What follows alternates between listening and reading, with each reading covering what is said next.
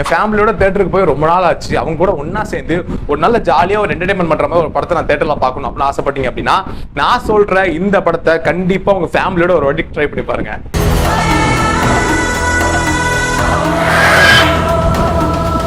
அரண்மனை 4 படத்தோட ரிவ்யூ தான் இந்த வீடியோல பேச போறோம். அரண்மனை 4 படத்துல சுந்தர் சி, தமன்னா, யோகி பாபு, ராஷிகண்ணா, மியூசிக் வந்து நம்ம ஹிப் ஹாப் ஆதி இந்த மாதிரி வந்துட்டு ஒரு பெரிய பட்டாளமே வந்து உள்ள வந்து நடிச்சிருக்காங்க. இந்த படத்தோட கதை என்ன அப்படின்னா, ஸ்டார்டிங்லேயே தமன்னோட ஹஸ்பண்ட் வந்து நெஞ்சு வலி வந்து இறந்து போயிருவாரு.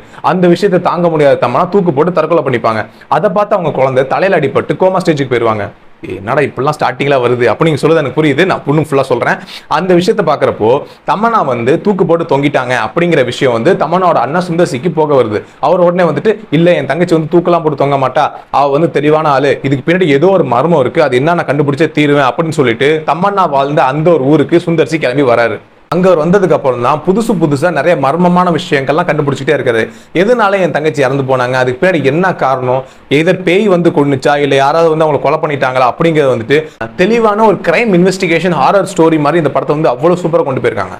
இந்த படத்தோட பாசிட்டிவ்ஸ் என்னன்னு பாத்தீங்கன்னா, இதுக்கு முன்னாடி 3 பாட்டு வந்துச்சுல, அரண்மனை 1, 2, 3. இந்த 3 பாட்டோட கதையை கம்பேர் பண்றப்போ இந்த 4th பாட்டுல கதை வந்து இன்னும் நல்லாவே இருக்கு. இந்த படத்துல வந்து அவங்க கதைக்கு வந்து ரொம்ப அழகா ஒரு முக்கியத்துவம் வந்து கொடுத்து நடிச்சிருக்காங்க. இந்த படத்தை நடிச்ச தமன்னாவும் சரி, சுந்தர்சியும் சரி, ராஷிகண்ணாவும் சரி, அவங்களோட கேரக்டருக்கு எந்த அளவுக்கு ஒரு அழகான ஒரு பெர்ஃபார்மன்ஸ் கொடுக்க முடியுமோ அவ்வளவு தெளிவான ஒரு நீட் அண்ட் கிளியர் பெர்ஃபார்மன்ஸ் வந்து இந்த கேரக்டர் கொடுத்துருக்காங்க. விஎஃப்எக்ஸை பொறுத்த வரைக்கும் இந்த படத்துல வந்து ரொம்ப அருமையா ஒரு விஷயத்தை வந்து பண்ணியிருக்காங்க. பழைய 3 பாட்டை கம்பேர் பண்றதோட இந்த படத்துல வந்து விஎஃப்எக்ஸ் வந்து ஒரு படி மேலேயே இருக்கு. எப்படி அப்படின்னா, ஸ்டோரிக்கு எது முக்கியம், இந்த படத்துக்கு வந்து இந்த இடத்துல வந்து விஎஃப்எக்ஸ் வந்து கரெக்டா யூஸ் பண்ணணும் அப்படிங்கிறத தெளிவா பிளான் பண்ணிட்டு அதை அழகா கொடுத்துருக்காங்க. பாக்குற ஆடியன்ஸ் நம்மளுக்கு இந்த படத்தை வந்து இன்னும் ஒரு நெக்ஸ்ட் லெவலில் கொண்டு போயிட்டு நம்மள வந்து இன்னும் இன்ட்ரெஸ்டிங்கா அந்த படத்தை வந்து பார்க்க வைக்குது. பிஜிஎம் வைஸ் இந்த படத்துல வந்து ரொம்ப நல்லாவே பண்ணிருக்காங்க. இப்ப பார்த்து எங்கடா ஆளையே காணும் அப்படின்னு நினைச்சிட்டு இருக்க இந்த நேரத்துல இல்ல நான் இங்கேயும் போல நான் இங்கே தான் இருக்கேன் அப்படின்னு சொல்லிட்டு இந்த படத்துல தன்னோட பெஸ்டான பிஜிஎம் வந்து கொடுத்துருக்காரு. நம்மள வந்து பயம்படுத்துற மாதிரி நிறைய பிஜிஎம் கொடுத்துருக்காங்க.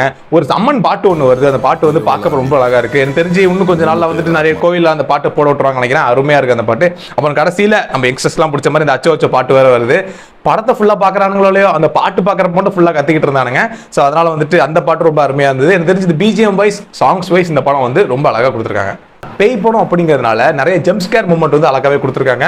அவங்க கொடுக்குற அந்த ஒரு ஜம்ப்ஸ்கேர் மூமெண்ட் வந்து நம்ம எக்ஸ்பெக்டே பண்ணாத நேரத்தில் பேய் வரதுனால வந்து நிஜமாவே அவ்வளோ சூப்பராக இருந்தது. நானே ஒரு 2-3 இடத்துல வந்து பயந்தேன், ரொம்ப நல்லா இருந்தது. ஸோ அதனால தான் சொல்றேன், நீங்க வந்து குட்டி குழந்தைங்கலாம் கொண்டு போறப்போ அவங்க பயப்படுறதுக்கு கொஞ்சம் வாய்ப்புகள் அதிகம். அதனால வந்துட்டு அந்தந்த இடத்துல மட்டும் கொஞ்சம் நீங்க பார்த்துக்கிட்டீங்க அப்படின்னா அவங்களும் இந்த படத்தை வந்து சூப்பராக என்ஜாய் பண்ணி பார்ப்பாங்க. நெகட்டிவ் என்னன்னு பாத்தீங்கன்னா, இது அரண்மனை பிரான்சைஸ்ங்கிறதுனால லாஜிக் சுத்தமா எதிர்பார்க்க கூடாது. எப்படி ஃபர்ஸ்ட் 3 பாட்டுல வந்து நம்ம லாஜிக் எதிர்பார்க்கலையோ அதே மாதிரி இந்த படத்துல வந்து லாஜிக் எதிர்பார்க்காதீங்க. ஏன்னா லாஜிக்கா அந்த படம் பாத்தீங்க அப்படின்னா கண்டிப்பா அந்த படம் உங்களுக்கு பிடிக்க வாய்ப்பு இல்லை. என்னடா திடீர்னு என்னென்னமோ நடக்குது, இதெல்லாம் நம்புற மாதிரியா இருக்கு அப்ப நீங்க நினைச்சிட்டீங்க அப்படின்னா இந்த படம் உங்களுக்கு பிடிக்க வாய்ப்பே கிடையாது. ஆனா இது ஒரு அரண்மனை பிரான்சைஸ். இது சுந்தர்சி வந்துட்டு நல்ல ஒரு என்டர்டைன்மெண்டா ஒரு காமெடி ஹாரர் படம் கொடுக்கணும் அப்படிங்கிறப்ப வந்துட்டு லாஜிக் சுத்தமா கண்டுக்கல. ஸோ அதனால லாஜிக் பார்க்காம இந்த ஒரு படம் பாத்தீங்க அப்படின்னா கண்டிப்பா அந்த படம் வந்து உங்களுக்கு என்டர்டைன்மெண்ட் பண்றதுக்கு வாய்ப்புகள் ரொம்ப அதிகமா இருக்கு. என்னடா தமிழ் சினிமால வந்துட்டு என் குடும்பத்தோட ஒன்னா சேர்ந்து பாக்குற மாதிரி ஒரு படமும் வர மாட்டேங்குது, ரொம்ப கடுப்பா இருக்குடா.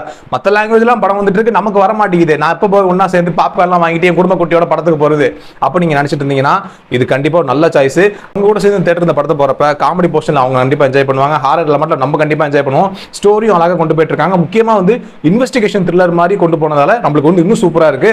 ஸோ நல்லா இந்த படம் என்டர்டைன்மெண்ட் பண்ணுது. இந்த படம் அரண்மனை 4 இப்ப தேட்டர்ல இருக்கு. கண்டிப்பா இந்த படத்தை உங்க குடும்பத்தோட தேட்டர்ல பாருங்க. இதே மாதிரி நிறைய மூவிஸ் அண்ட் வெப் சீரிஸ் பத்தி நீங்க நிறைய தெரிஞ்சுக்கிறதுக்கு மறக்காம நம்ம சேனல் இருக்குல்ல, ஃபாலோ பண்ணிக்கோங்க. அடுத்தடுத்து நிறைய உங்களுக்கு என்டர்டைன்மெண்ட் பண்ற மாதிரி வர படங்கள் எல்லாத்தையும் பத்தி நான் சொல்லிக்கிட்டே இருக்கிறேன். நீங்க அந்த படத்தை பார்த்து என்ஜாய் பண்ணுங்க.